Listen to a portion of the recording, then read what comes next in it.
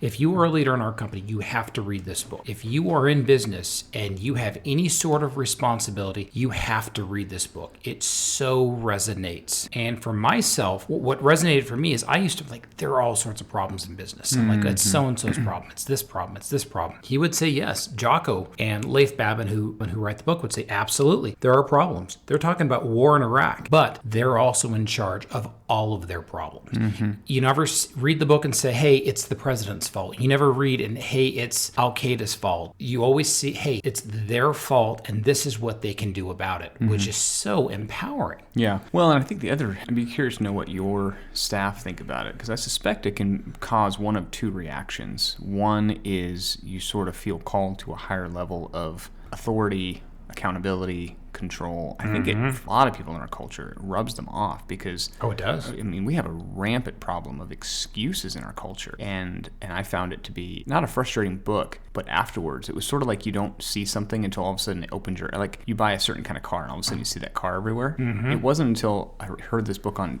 was really thinking about it, and then all of a sudden I started hearing excuses everywhere. No one was taking accountability in terms of just a couple of days after I read it. That's extreme. But, so, yeah. What you're saying is if you like Eternal Sunshine of the Spotless Mind, do not read this book. If you have a sense of peace in your head all the time, you don't notice any problems, especially at work, do not read this book.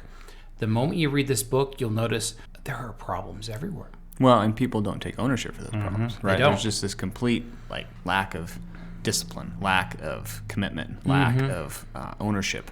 He has so many amazing stories, and I'm not going to repeat his stories because it would not do it justice. No. If you've never watched either of them, and this is why I say, if you're a reader, get the book, but listen to the Audible version because you hear it in his voice. You hear it in their voices what goes on. If you haven't seen him on YouTube, go onto YouTube and watch the man talk.